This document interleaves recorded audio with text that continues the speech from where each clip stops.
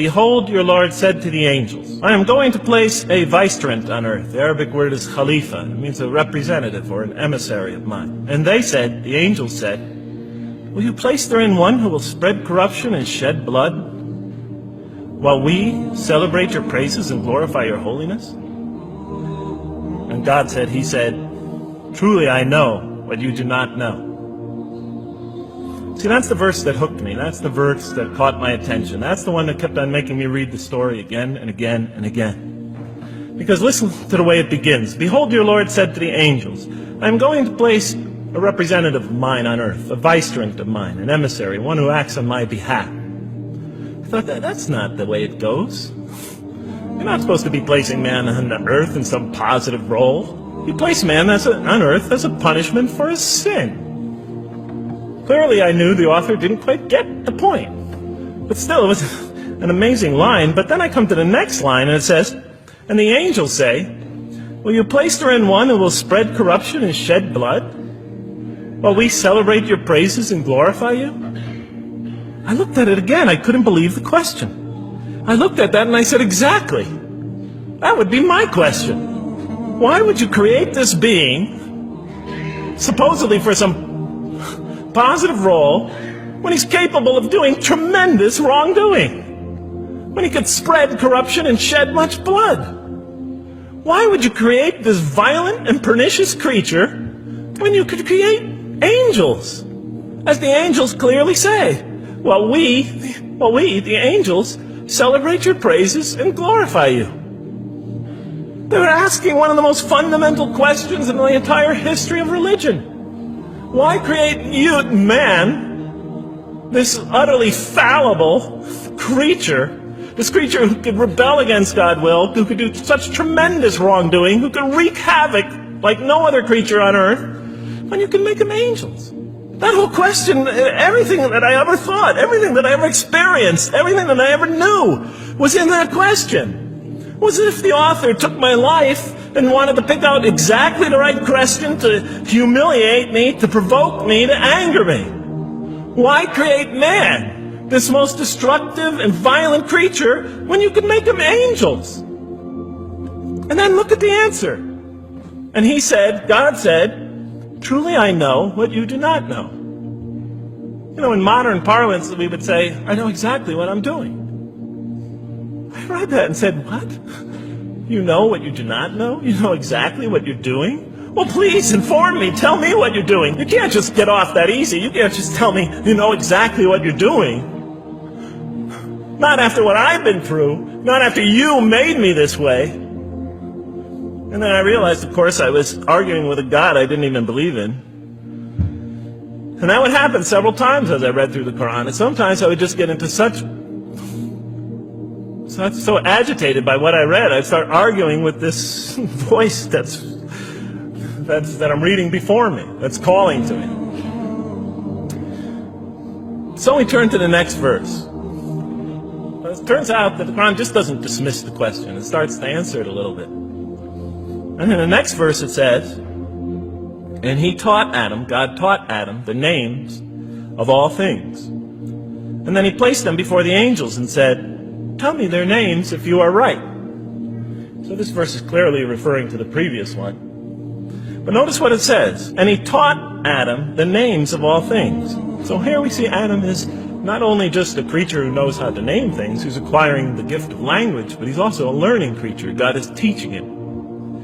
Now right here, right in this verse, and it'll come even clearer in the subsequent verses, that the very first thing that the Quran is going to emphasize here is man's intellect. He is a learning creature.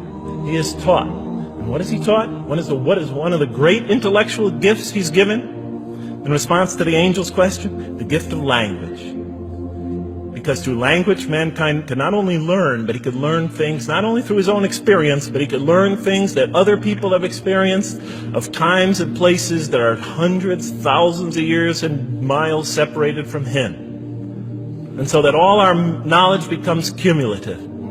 Every generation learning from the generation before it. I'm learning today from authors I read from other sides of the world that may have existed 2,000 years ago. And so we all contribute to our collective learning and knowledge. And so what I'll see later in the Quran, And the Quran will emphasize this again and again and again. Like in one verse it says, read in the name of your Lord who created a man out of a tiny creature that clings. Read, it commands the reader. For your Lord is most bountiful. Why is he most bountiful? What great gift did he give you? For he taught man the use of the pen, and through it taught him what he otherwise could not know. And he taught Adam the names of all things. And then he placed them before the angels and said, tell me their names if you are right. Okay, you have this objection you have this natural question about this creation of mankind. Here, this mankind is this human being, this human creature is a learning creature. He has many intellectual gifts. Here, I'm going to place these things before you. Tell me their names if you are right about man. And what did the angel say? Glory to you. We have no knowledge except what you have taught us. In truth, it is you who are knowing, the wise.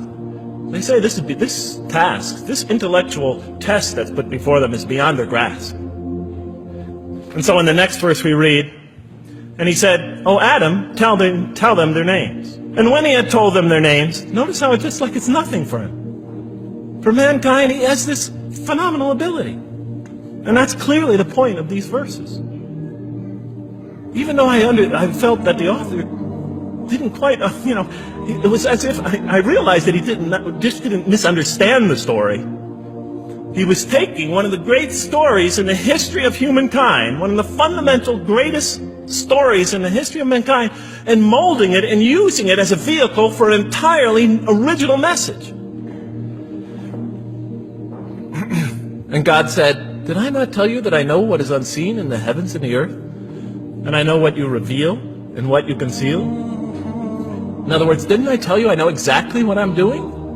I looked at that. What question what did they reveal and what did they conceal? Why are you all looking at me like that? You're starting to scare me.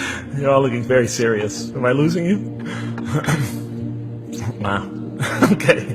So, they revealed the sinister and evil propensities of man. But what did their question conceal? All you have to do is think about it for a minute. Human beings, yes, they could do evil. Yes, they could do wrong. Yes, they could create misery. But they could also do exactly the opposite. They could choose to do evil. They could choose to do tremendous good. They could choose to do tremendous violence. They could choose to show tremendous compassion. They could choose to live by falsehood. They could choose to live by the greatest truths. So we go on to the next verse. And behold, we said to the angels, bow down to Adam. And they bowed down. But not so Iblis. Iblis is like the father of Satan. He refused and was arrogant. He was of those who reject faith. An interesting statement. And notice why Iblis does not bow down. He refuses because he was arrogant. We often hear what's the root of all evil? In the West, it's always money, greed, etc. Here the Quran says that seems to be saying that the root of all evil is not always material wants. It's not always money. It's not always greed. At the heart of evil is arrogance. Putting yourself above all others. Of assigning to yourself special priority and neglecting the rights of others. O Adam, dwell you and your spouse in the garden and eat freely thereof what you wish. But come not near this tree, for you will be among the wrongdoers. Then they make the mistake. But Satan caused them to slip and expelled them from the state in which they were.